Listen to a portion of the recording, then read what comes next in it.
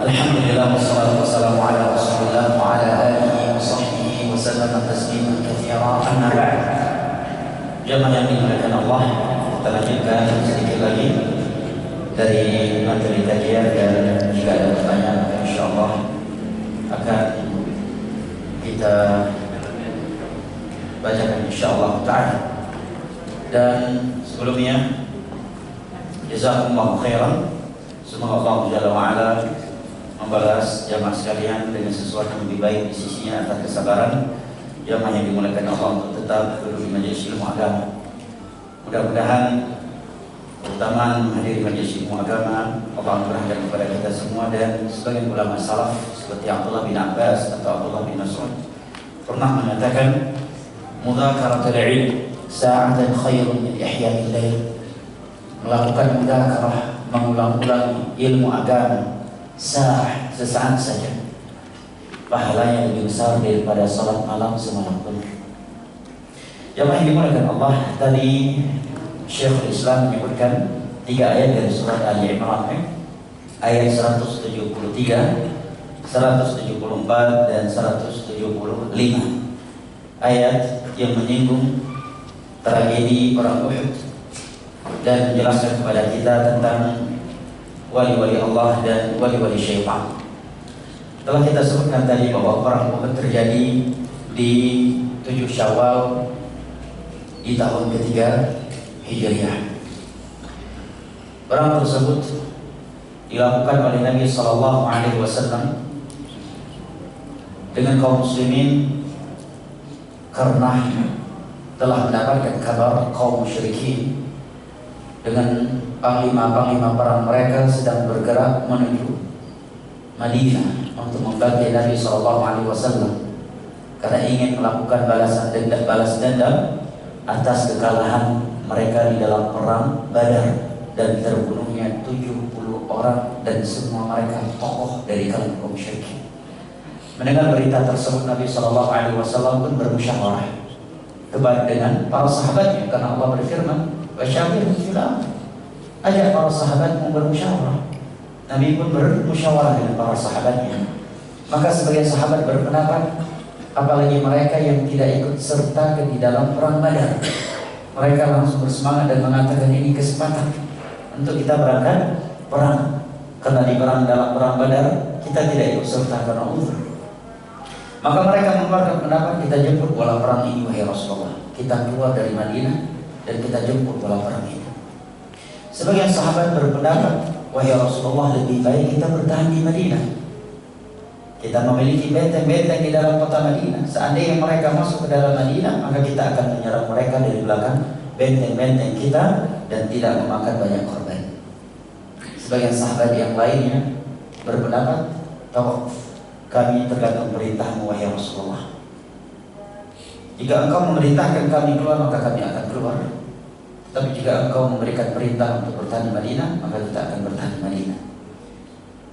Sementara tokoh munafik di masa itu yang bernama Abdullah bin Ubay bin Salul, dia justru mengambil pendapat dengan tegas, kita lebih baik bertahan di Madinah. Untuk apa? Keluar menyebut bola perang ini. Melihat perbedaan pandangan dari para sahabat Nabi SAW, maka Nabi pun masuk ke dalam rumahnya, kemudian keluar dalam keadaan sudah memakai baju perangnya, baju dan topi perangnya. Kemudian Nabi SAW mengatakan, la yanbaghi li nabiyyin idza labasa la'matal harb illa an yakhruj. Tidak boleh bagi seorang nabi apabila dia telah memakai baju dan topi perangnya, kecuali dia harus keluar melakukan perang.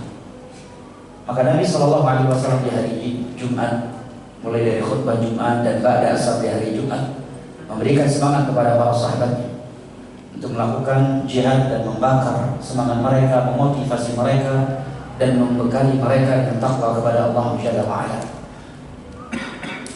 Berangkatlah Nabi SAW dari kota Madinah menuju Gunung Uhud dengan jumlah kaum muslimin 1000 orang. Di tengah perjalanan, tokoh munafik Abdullah bin Ubay bin Salul yang mengeluarkan pendapatnya tadi melakukan pengembosan. Dia menarik diri dan mengatakan, aku akan kembali ke Madinah. karena kita nggak bakal menang melakukan peperangan ini. Tatkala jumlah kaum musyrikin yang sudah sampai di gunung Uhud sudah mulai terlihat sebagai mereka. Dan dia mengatakan, karena ada beberapa orang yang ikut karena aku akan menarik mereka ikut. Maka dia pun menarik sebagian pasukan yang dia bawa, dan sebagian sahabat Nabi ada yang termakan dengan syubhatnya, yang Allah maafkan setelah itu. Sebagian yang lainnya di awal ikut termakan dengan syubhatnya baik Abdullah bin Ubay bin Salul. Tapi setelah diingatkan oleh para sahabat Nabi SAW lain, maka sebagian mereka tetap bertahan, sehingga ada 300 pasukan yang menarik diri. Sebagian mereka munafik dan sebagian mereka adalah sahabat Nabi yang beriman namun termakan syubhatnya Abdullah bin Ubay bin Salul, sehingga sisalah 700 orang. Nabi SAW dan kaum muslimin. Sementara jumlah kaum musyrikin ada 1.000 orang. Ada 1.000 orang jumlah mereka. 1.000 orang itu pasukan mereka. Sedangkan pasukan kuda itu ada 200 orang. Pasukan kuda mereka disebutkan ada 200 orang. Jumlah yang sangat banyak. Dan 700 orang dari pasukan mereka lengkap dengan baju dan topi perangnya. Sementara kaum muslimin hanya berjumlah 700 orang dan tidak memiliki pasukan kuda sebanyak yang dimiliki oleh kaum musyrikin. Maka berangkatlah Nabi SAW dan beliau membagi para sahabatnya 3 kelompok. Kaum Muhajirin dipimpin oleh Mus'ab bin Umair. Untuk kaum Muhajirin dipimpin oleh Mus'ab bin Umair. Untuk Aus dipimpin oleh Usaid bin Hudhr. Sedangkan Al-Khazraj dipimpin oleh sahabat Nabi SAW yang lainnya, yang bernama Hubbab ibn al-Munzir. Kemudian 50 dari mereka Nabi letakkan di atas gunung rumah yang ceritanya tadi telah kita sebutkan secara ringkas. Terjadi perang yang berkecamuk dan kaum muslimin memperoleh kemenangan. Kemudian mereka mendapatkan kekalahan karena pelanggaran agama yang mereka lakukan dan telah kita sebutkan tadi, itu turunnya pasukan seekor dari gunung rumah tatkala melihat kaum muslimin telah menuai kemenangan dan mereka ingin mendapatkan harta rampasan perang. Sebagian mereka turun dan tidak ada yang tersisa kecuali segelintir kecil dari mereka. Tatkala Khalid bin Walid melihat gunung rumah tidak ada lagi pasukan sniper di atasnya kecuali hanya sedikit, dia pun memerintahkan pasukannya untuk menguasai gunung tersebut dan membantai sebagai sahabat Nabi SAW yang masih tersisa. Di antaranya adalah komandan mereka, Abdullah bin Jubair, sehingga beliau dan yang lainnya mati syahid. Dan dari atas gunung tersebut mereka menyerbu Nabi SAW dan kaum muslimin, sehingga kaum muslimin mati syahid sebanyak 70 orang. Tapi para Nabi terpecahkan, bibir Nabi juga terkena pedang, pipi beliau juga berlumuran darah, gigi taring beliau juga dipatahkan oleh mereka. Bahkan bahu beliau terkena pedang dari sebagian mereka. Dan detailnya tentunya di dalam kutubus sirah. Dan kita bukan sedang membahas sirah, namun kita menyinggungnya secara ringkas karena 3 ayat yang boleh sebut tadi berkaitan dengan perang Uhud. Intinya jamaah yang dimuliakan Allah, setelah kaum musyrikin memenangkan peperangan tersebut dan terjadi apa yang terjadi dalam perang tersebut, Nabi dan kaum muslimin bertolak pulang ke Madinah dan mereka pun bergerak pulang ke Mekah. Di dalam perjalanan pulang mereka ke Mekah, sebagian mereka mengatakan, kenapa kita harus pulang ke Mekah? Sementara kita menang dan kaum muslimin kalah. Lebih baik kita kembali lagi membantai mereka yang masih hidup dan kita tawan, bisa kita tawan. Maka mereka pun memutus seorang utusan kepada Nabi SAW dan kaum muslimin yang sudah pulang ke Madinah, menakut-nakuti kaum muslimin dengan mengatakan, innan nasa qad jama'u lakum fakhshawhum. Sesungguhnya kaum musyrikin, Abu Sufyan dan pasukannya telah bersiap untuk kembali membantai dan menawan kalian. mendengar ancaman tersebut, maka Nabi SAW memerintahkan seluruh sahabatnya yang telah ikut serta ke dalam perang Badar, bahkan mereka yang sudah terluka sekali, untuk kembali keluar dan mengejar kaum musyrikin yang saat itu mereka sedang berada di sebuah tempat yang disebut dengan Hamra'ul Asad. Dan Nabi tidak membolehkan para sahabatnya ikut dalam pengejaran ini kecuali hanya mereka yang telah ikut serta dalam perang Uhud tadi. Nabi pun bergerak sehingga beliau tiba di sebuah tempat yang bernama Hamra'ul Asad. Mendengar Nabi dan kaum muslimin datang mengejar mereka, padahal kaum muslimin telah mendapatkan kekalahan. 70 orang dari mereka telah mati syahid dan banyak dari kaum muslimin yang terluka parah. Maka para tokoh, para panglima kaum musyrikin tertimpa rasa takut yang luar biasa. Mereka mengatakan tidak mungkin mereka berani mengejar kita kecuali mereka lebih kuat daripada kita. Maka ya Allah sebutkan dalam surat Ali Imran, fahazamuhum biiznillah. Maka kaum muslimin membuat mereka terpuruk dengan ketakutan dan kegelisahan, sehingga mereka pun meneruskan perjalanan mereka ke Mekah dan tidak berani kembali ke Madinah untuk membantai kaum muslimin. Nah, kemudian Allah Jalla wa'ala kisahkan hal ini dalam surat Ali Imran di 3 ayat tadi. Inilah ciri mereka wali-wali Allah. Maka tidak pernah takut kecuali kepada Allah. Iman mereka tidak akan melemah tatkala musuh-musuh Allah menakut-nakuti mereka. Justru di saat musuh-musuh Allah menakut-nakuti mereka, iman mereka justru bertambah. Dan mereka mengatakan hasbunallah wa ni'mal wakil. Cukuplah Allah bagi kami dan Dia sebaik-baik tempat menggantungkan segala urusan kami. Di dalam Sahihul Bukhari dari Abdullah bin Abbas radhiyallahu anhu, beliau mengatakan bahwa kalimat hasbunallah wa ni'mal wakil ini telah diucapkan oleh Nabi Ibrahim alaihissalam sebelum diucapkan oleh Nabi SAW dan kaum muslimin pasca perang Uhud, di mana saat itu Ibrahim alaihissalam ditangkap, ditelanjangi, dimasukkan ke dalam api raksasa, kemudian dilemparkan ke dalam api raksasa. Ketika beliau dilempar ke api, dan sebelumnya ada malaikat Jibril menawarkan bantuan, maka Nabi Ibrahim mengatakan, "Amma ilaika al-hal." Adapun kepadamu wahai Jibril, maka aku tidak butuh.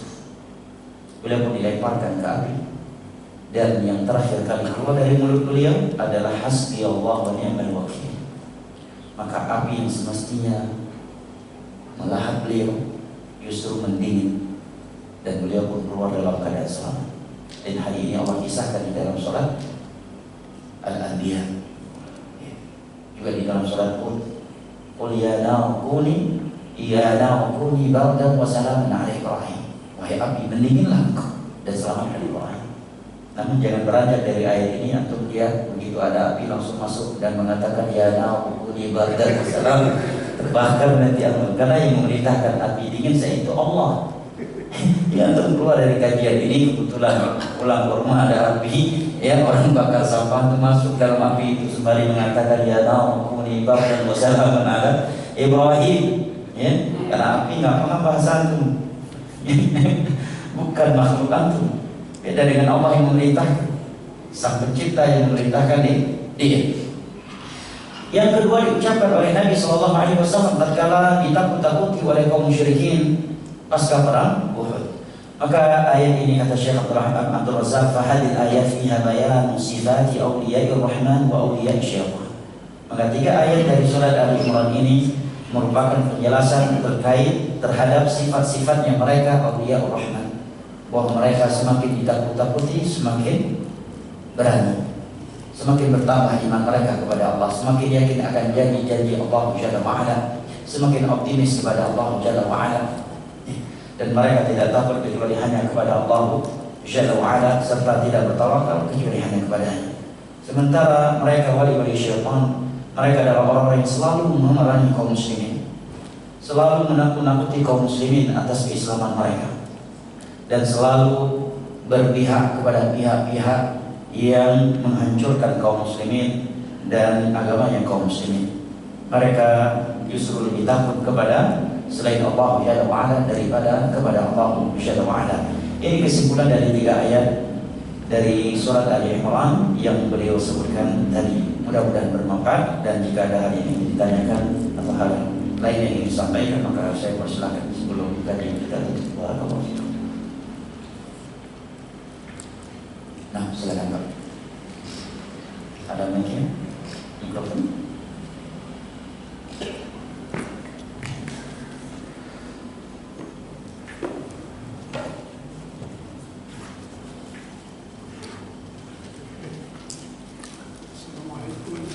Waalaikumsalam warahmatullahi wabarakatuh.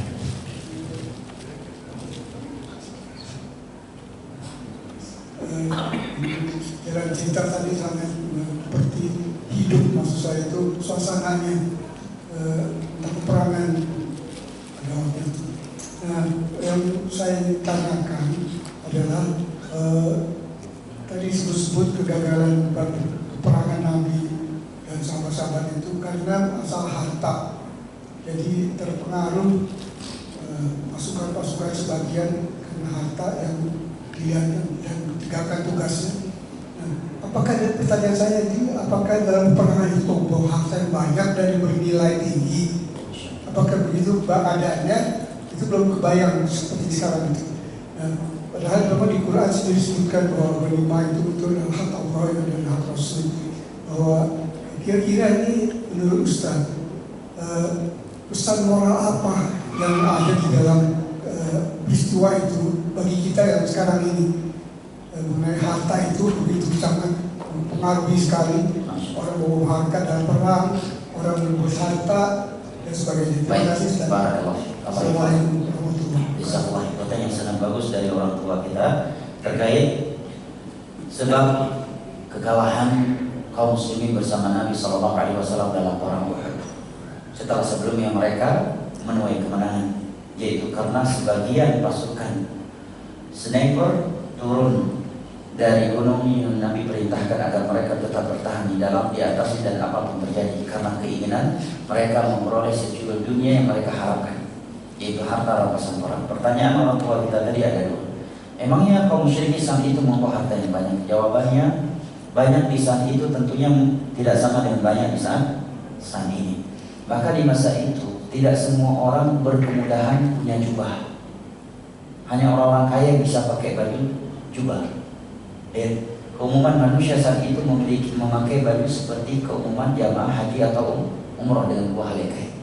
Yang kedua, kaum musyrikin membawa harta. Bahkan disebutkan dalam sirah, mereka membawa istri-istri mereka. Tujuannya agar para pasukan mereka tidak lari dari medan perang. Tapi bukan sekedar untuk syahwat ya, supaya kalau mereka bawa istri, komandan mereka berpikir pasti mereka akan semangat memenangkan peperangan ini.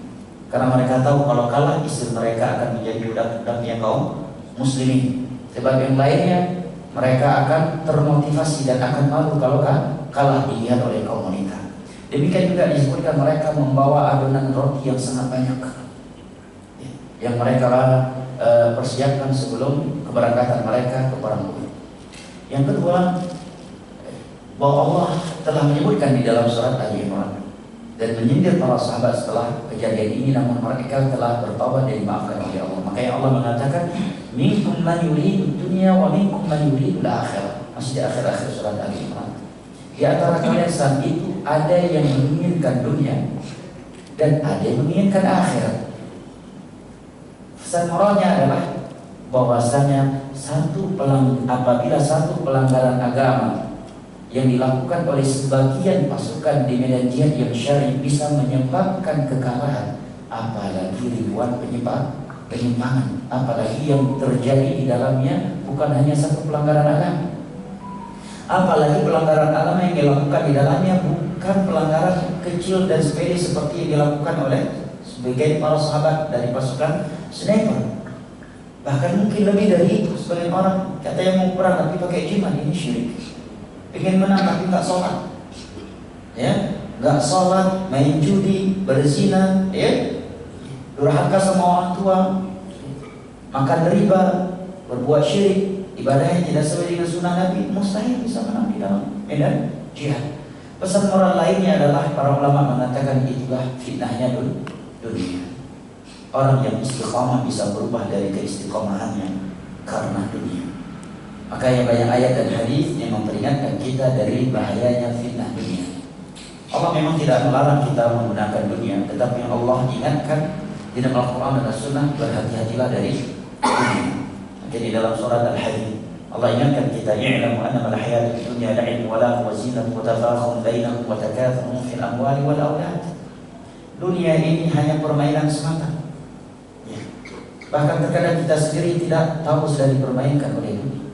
Dan sekarang kondisi sebagian para politikus saling tendang-menendang dari belakang. Yang ini cikon terhadap ini, yang ini cikon terhadap ini, yang ini melakukan konspirasi terhadap ini, yang ini melakukan konspirasi terhadap ini. Ketika berkumpul, seakan-akan mereka saling berjiwa korsa, saling berloyalitas, ya, saling menciptakan kondisi, saling menciptakan kontra intelijen dan saling menciptakan konspirasi. Itulah dunia. La'ib walah. Dia permainan semata, walah, kesia-siaan semata. Seandainya seorang berzina, berapa lama dia bisa menikmati zina itu? Hanya saat dia sedang melakukannya, itu pun penuh dengan kegelisahan, penuh dengan ketakutan, kegundah-gulanaan, dan setelah itu mungkin dia akan tertimpa penyakit yang membuatnya menyesal seumur hidup. Belum lagi dengan azab di akhirat nanti. Belum lagi lahirnya seorang anak tanpa ayah gara-gara dia, atau adanya anak dan wanita itu gak tahu itu anaknya siapa, anaknya si Asep atau anaknya si Budi dan sebagainya. Lah wasina. Dunia itu lifestyle semata, perhiasan semata. Watafakhur, kalian dengan dunia ini saling bangga membangga, saling tafakhur, saling pamer di antara kalian. Ini di antara sifat tercela pada budak sahaya dunia. Tafakhur, saling membanggakan dunia di antara kalian. Kalian saling berlomba-lomba siapa yang paling banyak di antara kalian dalam harta dan anak. Namun jangan kalian lupakan, di akhirat nanti ada azab yang pedih dan ada juga ampunan dan utama dari Allah. Di dalam hadis yang diriwayatkan oleh Imam Muslim dari Abu Sa'id Al-Khudri radhiyallahu anhu, Nabi bersabda tentang dunia, "Ad-dunya hilwatun khadirah, wa inna Allah mustakhlifukum fiha fayanzur kaifa ta'malun. Fattaqud dunya wattaqun nisa, fa inna awwala fitnati bani Israil kanat fil nisa." Dunia ini hijau lagi manis, dan Allah akan kuasakan kalian terhadap dunia ini. Kemudian Allah akan melihat apa yang akan kalian lakukan, apa yang akan kalian perbuat dengan dunia yang Allah berikan kepada kalian. Takutlah kalian kepada Allah dari fitnah dunia ini, dan berhati-hatilah kalian dari fitnah wanita. Sesungguhnya awal dari kehancurannya Bani Israel itu disebabkan wanita. Jamaah yang dimuliakan Allah, coba jamaah tanyakan di dalam hati jamaah, ketika Nabi mengucapkan hadis ini, di manakah posisi beliau saat itu? Di Jakarta, di Kemayoran, di Amerika, di Texas? Di mana posisi Nabi saat itu? Ketika Nabi mengeluarkan hadis ini, di mana posisi Nabi? Madinah. Ada mall di sana? Tidak ada. Ada tempat prostitusi? Belum ada. Ada tempat judi? Ada spa? Tidak. Ada salon? Ada tempat perkumpulan LGBT? Tidak ada. Ada gunung emas? Ada. Gunung perak? Nggak ada. Yang ada hanya padang pasir yang terhimpit oleh gunung-gunung batu dan pohon-pohon kurma. Dan siapa di depan Nabi saat itu ketika beliau mengeluarkan hadis ini? Apakah di depan beliau saat itu adalah orang-orang yang selalu terluput dari sholat berjamaah karena dunia? Bahkan sebagian orang tidak sholat Jumat tanpa udzur syar'i karena dunia. Bahkan ada yang tidak pernah ke masjid dalam seumur hidupnya kecuali 2 kali, Pak. Yang pertama ketika akad nikah, yang kedua ketika dia sudah terbujur kaku sebagai mayat untuk disolatkan. Hidupnya nggak pernah sholat, begitu mati minta disolatkan. Nah, bukan. Apakah di depan Nabi saat itu para koruptor? Apakah di depan Nabi saat itu orang-orang yang nggak pernah menuntut ilmu agama karena lalai dengan dunia? Enggak. Di depan Nabi saat itu Abu Bakar, As-Siddiq, Umar bin Khattab, Utsman bin Affan, Ali bin Abi Thalib, dan para sahabat beliau lainnya yang Allah telah katakan kepada mereka dari 7 lapis langit radhiyallahu anhu wa radu anhu. Bahkan sebagian mereka sudah disebut namanya sebagai penduduk surga dan dia masih hidup dan di depan Nabi SAW. Tetapi kepada mereka Nabi mengatakan ad-dunya hulwatun khadirah. Hati-hati kalian. Dunia ini hijau lagi manis. Padahal di masa lalu belum ada. Kapan kaum muslimin mulai sedikit kaya jemaah? Di masa khilafahnya Umar. Ketika Romawi dan Persia telah runtuh dan dikalahkan oleh kaum muslimin. Itu pun masih Madinah juga. Ya. Artinya di masa itu saja Nabi sudah memperingatkan dari bahayanya fitnah dunia. Bagaimana seandainya Nabi hidup di zaman ini, tinggalnya di Jakarta lagi, di Jaksel lagi tinggalnya, di Blok M lagi tinggalnya. Kira-kira seperti apa bahasa Nabi kepada kita? Padahal saat itu beliau di Madinah. Sudut panjang mata memandang padang pasir. Terhampir 2 gunung-gunung batu, hanya ada pohon-pohon kurma. Tidak ada dunia bagi tempat maksiat seperti yang ada zaman ini. Tapi Nabi sudah mengatakan, ingat ya, dunia ini manis bagi hijau. Dan Allah akan berikan dunia ini untuk kalian. Tetapi Allah akan lihat apa yang akan kalian lakukan dengan dunia ini. Allah tahu. Maka ada seorang ulama salaf yang bernama Salamah bin Dinar Abu Hazim berkata, ucapan beliau seyogyanya kita tulis dengan tinta dari emas. Beliau mengatakan, kullu ni'matillah yuqarribuka ila Allah fa hiya baliyah. Setiap nikmat dunia yang tidak mendekatkan engkau kepada Allah, maka itu malapetaka yang Allah timpakan kepadamu, bukan nikmat yang Allah berikan kepadamu. Coba lihat. Apakah dengan bertambah omset bisnis kita, bertambah iman dan amal soleh kita kepada Allah, atau justru berkurang? Kalau bertambah itu nikmat, kalau berkurang berarti itu malah petaka yang Allah timpakan kepada kita. Naik jabatan, bertambah bagus karirnya, apakah iman dan amal soleh itu bertambah atau justru bertambah? Nah, makanya jamaah yang dimuliakan Allah, saya kira jamaah pernah mendengar hadis kan, Nabi menyebutkan ketika berbicara tentang sholat 5 waktu. Nabi katakan orang yang menjaga sholat 5 waktu, maka sholat 5 waktu akan menjadi cahaya, akan menjadi bukti dan menyelamatkannya di hari kiamat, ya kan?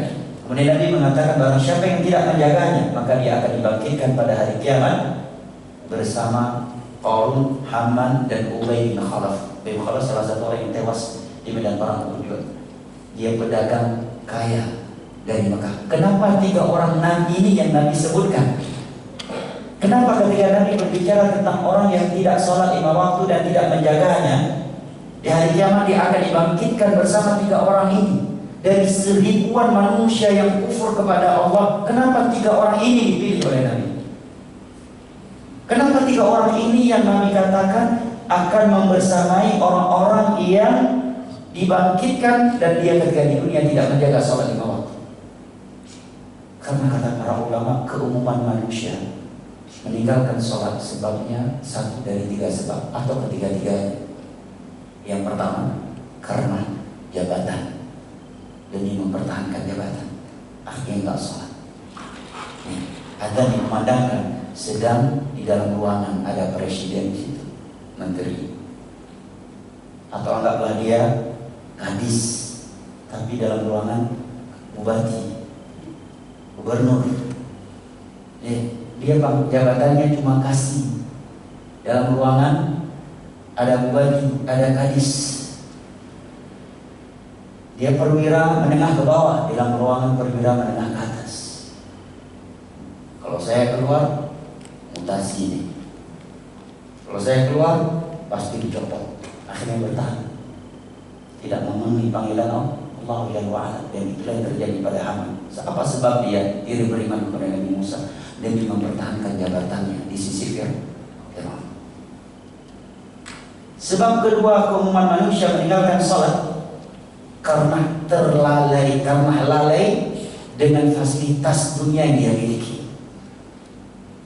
Saking nyenyaknya tidurnya dia, tidur di atas kasurnya yang mahal di dalam gua, dengan kamar tidur yang sangat mewah, akhirnya dia berat memenuhi panggilan Allah untuk sholat subuh. Atau sebagai mereka sedang menikmati motor barunya, adzan dikumandangkan tidak terdengar, tertutup dengan suara knalpotnya. Mudah-mudahan tersindir orang-orang yang punya sepeda motor dengan knalpot mengganggu warga di komplek. Walaupun Ustaz sunnah, nasihati suruh berubah itu. Walaupun katanya intori sunnah, nasihati itu knalpot harus diganti. Mengganggu kaum muslimin. Ya, dan Nabi telah mengatakan wallahi la yu'min, wallahi la yu'min, wallahi la yu'min. Demi Allah dia tidak beriman. Demi Allah dia tidak beriman. Demi Allah dia tidak beriman. Siapakah yang tidak beriman itu wahai Rasulullah? Nabi mengatakan alladzi la yamanu jaru bawa'iqah. Itu orang yang tetangganya tidak nyaman dengan gangguannya. La dharara wa la dhirar. Ya. La dharara wa la dhirar. Tidak boleh membahayakan, mengganggu diri sendiri dan orang lain. Nah, Qarun apa yang menyebabkan dia enggan mengikuti ajaran Nabi Musa? Karena dia punya harta. Tersibukkan dengan hartanya, terlalai dengan hartanya. Yang ketiga, keumuman manusia meninggalkan sholat itu sebabnya karena sibuk dengan dagangannya. Benar gak? Dan ini paling banyak. Terkadang sedih kita melihatnya. Sebagian orang berdagang di dalam halaman masjid, Pak. DKI masih udah baik banget, dia dikasih tempat jualan gorengan, bakso, gratis lagi, nggak dipungut biaya sewa sama masjid.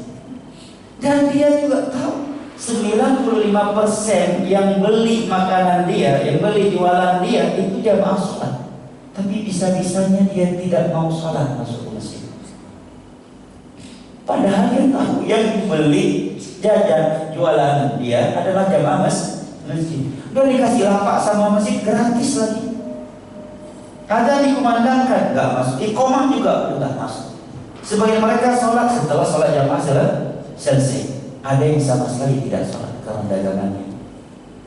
Karena pedagang itu ilmu kalkulasinya itu tinggi banget.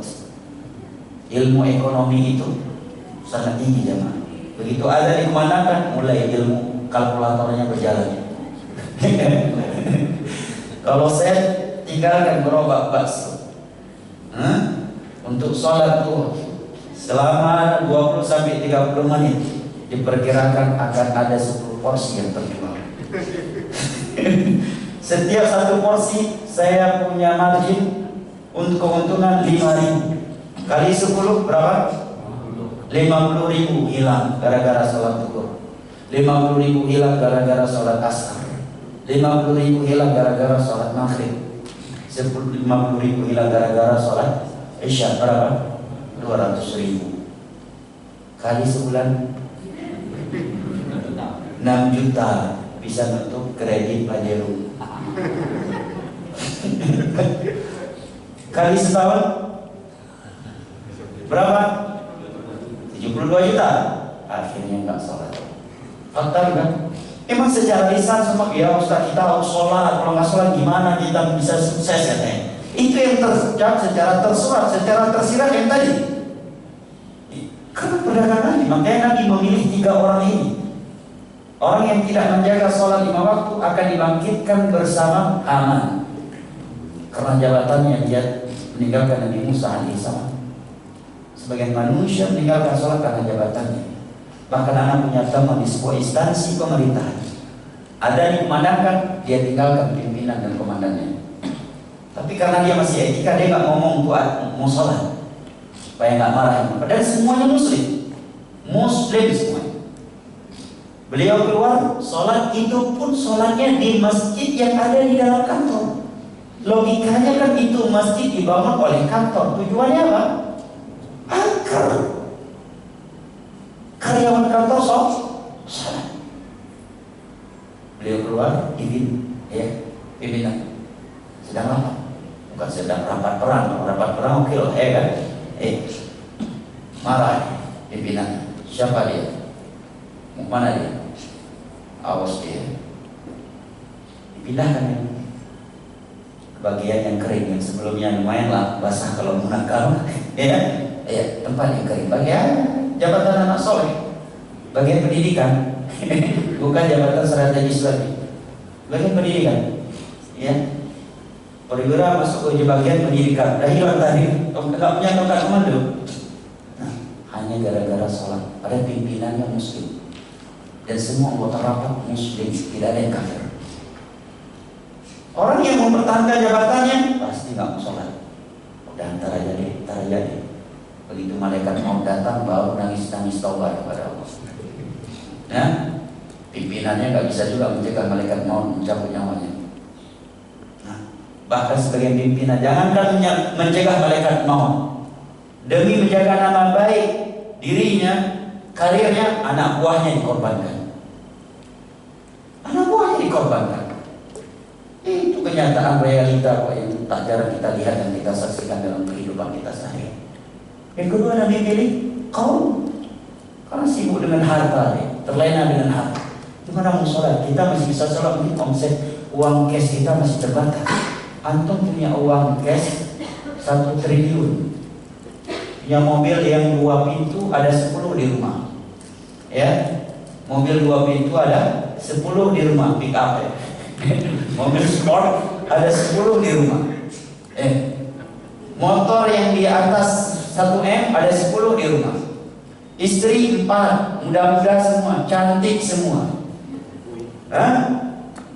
Rumah bak istana. Saking kedapnya rumah, suara tawa di samping rumah nggak masuk ke dalam. Baru manasi motor, breng ada dikumandangkan. Teman-teman di grup, bro, ente yang belum ada ini, kita udah siap semua untuk berangkat. Baru ngeber motor yang 1 miliar, breng ada dikumandangkan. Hati lebih berat kemana itu? Neruskan ngeber atau masuk ke masjid? Apalagi di saat ngeber, komat udah dikumandangkan, di grup udah ribut. Kemana ente bro? Ente yang belum datang nih, kita udah siap berangkat.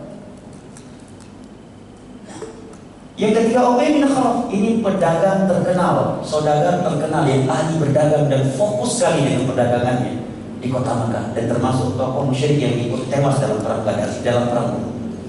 Nah, mayoritas manusia meninggalkan sholat karena 3 sebab ini demi mempertahankan jabatannya karena fasilitas dunia yang dia miliki. Yang ketiga, karena dagangannya. Karena persentasenya selalu dunia, seperti orang yang takut meninggalkan gerobak bakso tadi. Ini bakso sebagai contoh ya, yang tersinggung yang jualan bakso. Dia kalkulasikan bisa hilang 200.000 dalam sehari. Dia nggak ingat bahwa rezeki yang lebih mahal itu adalah iman dan amal soleh. Itu yang akan terbawa sampai ke liang kubur. Kalau dia punya uang banyak, begitu dia meninggal dunia, istri mudanya langsung nikah. Ya kan? Masa idah cuma 3 kali haid. Selesai 3 kali haid, tidak boleh nikah lagi. Bahkan anak yang berantem gara-gara warisan yang dia tinggalkan. Nah, dan juga kalau rezeki dari Allah hanya uang kesehatan. Betapa banyak orang punya uang yang luar biasa hanya dengan satu penyakit. Hanya karena satu penyakit menghabiskan puluhan miliar yang telah dia kumpulkan selama puluhan tahun. Bahkan sebagai public figure itu yang memiliki uang banyak, aktor Hollywood ada yang membuka donasi untuk pengobatan anaknya yang berkebutuhan khusus. Dia lupa kalau dia Allah uji dengan sakit, seumur hidup gak bisa jualan bakso lagi, seumur hidup gak bisa jualan gorengan lagi. Allah juga yang dia panggil. Tapi begitu Allah panggil hayya 'alas shalah, hayya 'alal falah, kalkulatornya langsung bergerak. Ya, 30 menit sholat zuhur, hilang omset, ya 10 porsi dan seterusnya. Ini pesan moralnya Pak. Barakallahu fiik. Cukup ya. Ya, wajah-wajah jamaah sudah menandakan asam lambungnya naik. Bukan, tapi di sini ya Allah Ta'ala ala bisawab, mudah-mudahan bermanfaat dan mudah-mudahan kita tidak termasuk dari hamba-hamba Allah yang terfitnah dengan dunia ini. Mudah-mudahan kita termasuk dari hamba-hamba Allah yang mempergunakan dunia ini untuk meraih surga Allah dan membebaskan diri kita dari neraka. Amin ya rabbal alamin. Dan mudah-mudahan kita tidak keluar dari masjid itu di dalam keadaan Allah telah mengampuni dosa-dosa kita, ridho kepada kita, dan tidak ada dari kita yang sedang sakit kecuali Allah sembuhkan. Mudah-mudahan tidak ada dari kita yang terlilit hutang kecuali Allah lunaskan hutangnya. Tidak ada yang berada di dalam kesempitan kecuali Allah lapangkan keadaannya. Dan tidak ada dari kita yang masih berstatus single atau bujang lapuk kecuali Allah anugerahkan untuknya istri yang salihah. dan tidak ada dari akhwat kita yang masih berstatus jomblo atau single senior kecuali Allah anugerahkan untuknya seorang suami yang saleh dan menentunya ke surga Allah Jalla wa ala. Amin ya rabbal alamin. Subhanakallahumma wa bihamdika asyhadu an la ilaha illa anta astaghfiruka wa atubu ilaik. Assalamualaikum warahmatullahi wabarakatuh.